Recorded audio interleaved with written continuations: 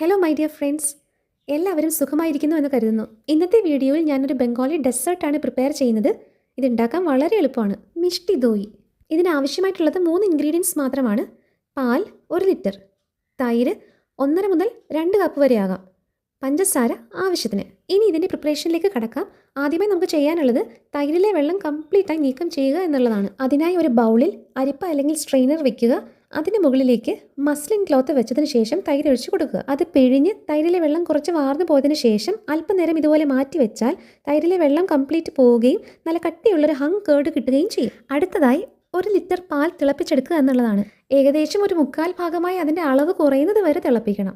നമ്മൾ ഉദ്ദേശിച്ച രീതിയിൽ പാല് തിളച്ച് വറ്റി വന്നിട്ടുണ്ടെങ്കിൽ ഈ സമയത്ത് ഓരോരുത്തരുടെ ഇഷ്ടത്തിനനുസരിച്ച് പഞ്ചസാര ചേർക്കാവുന്നതാണ്. ഞാനിവിടെ വളരെ കുറച്ച് മാത്രം പഞ്ചസാരയാണ് ഉപയോഗിച്ചിരിക്കുന്നത്.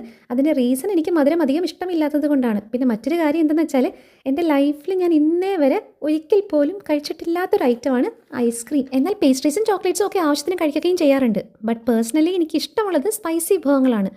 അതുകൊണ്ടാണ് ഞാനിവിടെ മധുരം കുറച്ച് മാത്രം ചേർത്തത്. ഇത് മധുരം അധികം ഇഷ്ടമില്ലാത്തവർക്കും ഡയബറ്റീസ് ആയിട്ടുള്ളവർക്കും സത്യത്തിൽ ട്രൈ ചെയ്യാവുന്ന ഒരു ഡെസേർട്ടാണ്. പാൽ നല്ല രീതിയിൽ തിളച്ചൊരു 1/4 ഭാഗമായതിനു ശേഷം മാറ്റി വെക്കുക. പാട ചൂടാതെ പ്രത്യേകം ശ്രദ്ധിക്കണം. അടുത്തതായി ഒരു മൺചട്ടി അല്ലെങ്കിൽ ഒരു സ്റ്റീൽ ബൗളിൽ നേരത്തെ റെഡിയാക്കി വെച്ചിരിക്കുന്ന കട്ട തൈര് അല്പം ചേർക്കുക. ഇതിലേക്ക് സ്വല്പം തിളപ്പിച്ച് വെച്ചിരിക്കുന്ന പാൽ ഒഴിച്ച് നന്നായി മിക്സ് ചെയ്യണം.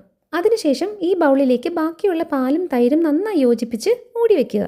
ഒരു 6 to 8 hours അല്ലെങ്കിൽ ഒരു രാത്രി മുഴുവൻ റൂം ടെമ്പറേച്ചറിൽ സെറ്റാകാൻ മാറ്റി വയ്ക്കുക. ശേഷം മിഷ്ടി ദോയ് നല്ല സെറ്റായിട്ടുണ്ടാവും. ഒന്നുകിൽ ഇങ്ങനെ തന്നെ കഴിക്കുകയോ അല്ലാന്നുണ്ടെങ്കിൽ ഫ്രിഡ്ജിൽ വെച്ച് തണുപ്പിച്ച ശേഷം കഴിക്കാവുന്നതാണ്. ഇതാണ് എളുപ്പത്തിൽ തയ്യാറാക്കാവുന്ന ബംഗാളി മിഷ്ടി ദോയ്. എന്നെപ്പോലെ ഐസ്ക്രീം ഇഷ്ടമില്ലാത്തവർക്ക് ഒരു പകരക്കാരനുമായി. പിന്നെ നിങ്ങളുടെ ഇഷ്ടത്തിനനുസരിച്ച് നട്ട്സ്, പിസ്ത, ബദാം, ഏലക്ക പൊടിച്ചത് എന്നിവ ഗാർണിഷ് ചെയ്തിട്ട് സെർവ് ചെയ്യാവുന്നതാണ്. ഇഷ്ടമായാൽ ലൈക്ക് ചെയ്യാനും സബ്സ്ക്രൈബ് ചെയ്യാനും കമൻറ്റ് ചെയ്യാനും മറക്കല്ലേ. അപ്പോൾ അടുത്ത വീഡിയോയിൽ കാണാം.